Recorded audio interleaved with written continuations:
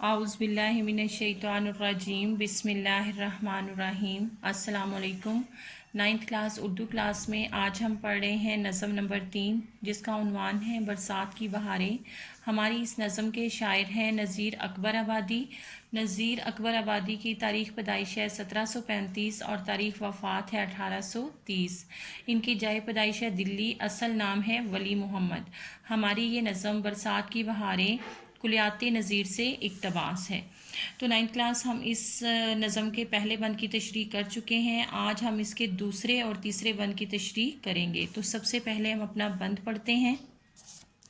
बादल हवा के ऊपर हो मस्त छा रहे हैं, झड़ियों की मस्तियों से धूमें मचा रहे हैं। पड़ते हैं पानी हर जा, जलथल बना रहे हैं, गुलजार भीगते हैं, सब्ज़े नहा रहे हैं। क्या क्या मची हैं यारो बरसात की बहारें।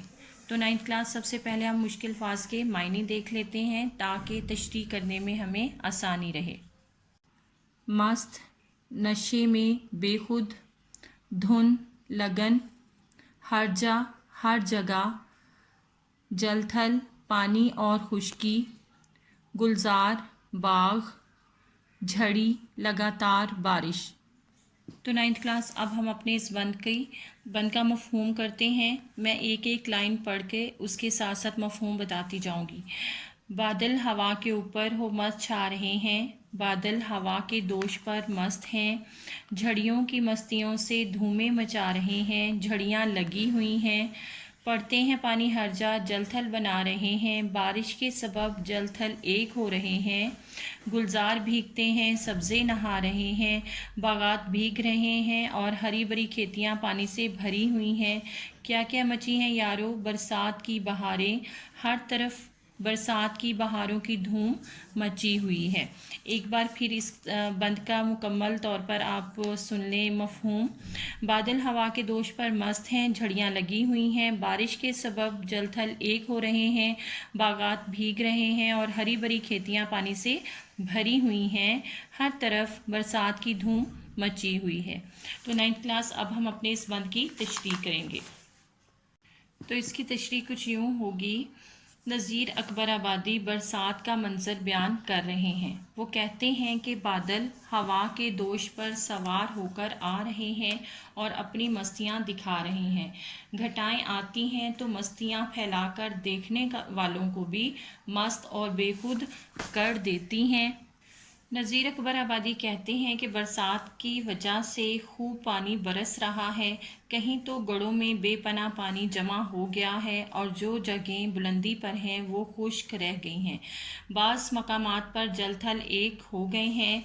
बागात में बारिश ने अजीब समा पेश किया है। हरे भरे पौधे, फल और फूल पानी से भीगे हुए दिखाई देते हैं। सिर्फ गुलजारों तक ही महदूद नहीं है बल्कि हद्दे निगाह तक सब्ज़ा पानी में नहाया हुआ मालूम होता है। बारिश होती है तो सब्ज़े पर पड़ी हुई गर्द धुल जाती है और उस पर निखार आ जाता है। वो कहते हैं कि बादल हवा के ऊपर लहराते हुए चले आ रहे हैं और तेज़ी से आगे बढ़ते हुए मिनटों सेकंडों में जलथल एक कर जाते हैं। हर तरफ बारिश के पानी से बहारों जैसा समा पैदा हो जाता है। ये बादल झूमते हुए सारे आसमान पर फैल जाते हैं। जब बारिश हो जाती है तो हर तरफ जलथल एक हो जाता है। ज़मीन का गोशा गोशा बारिश के पानी से भर जाता है। गलियों, बाज़ारों, बागों, बागीचों, मकानात के सिहनों और खेतों खलिहानों में हर जगह पानी ही पानी हो जाता है। सब्ज़ा की हर जगह बहार आई नज़र आती है। नज़ीर कहते हैं कि बारिश होती है तो सब्ज़े पर पड़ी हुई गर्द धुल जाती है और इस पर निखार आ जाता है। देखने वालों को यूँ महसूस होता है जैसे सब्ज़ा नहाया हुआ हो। नज़ीर ने बरसात की तस्वीर कशी नहायत मुनासिब और उम्दा तरीके से की है और वो कहते हैं कि हर तरफ बरसात की बहारों की धूम मची हुई है। तो 9th क्लास अब हम तीसरा बंद पढ़ेंगे। हर्जा बिछा रहा है सब्ज़ा हरे बिछौने, कुदरत के बिछ रहे हैं हर्जा हरे बिछौने, जंगलों में हो रहे हैं पैदा हरे बिछौने, बिछवा दिए हैं हक ने क्या क्या हरे बिछौने, क्या क्या मची हैं यारो बरसात की बहारें। तो सबसे पहले हम इस बंद के मुश्किल फाज के मायने देख लेते हैं। ہر جا ہر جگہ، قدرت فطرت، بچھونے بستر۔ اب ہم اس بند کا مفہوم کریں گے۔ سبزہ جگہ جگہ ہرے بچھونے بچھا رہا ہے، یہ قدرت کی طرف سے ہے کہ جنگلوں میں بھی سبز بچھونے بچھ رہے ہیں، ہر سمت برسات کی بہاروں کی دھوم مچی ہوئی ہے۔ تو 9th کلاس ہمارے اس بند کی تشریح یوں ہوگی۔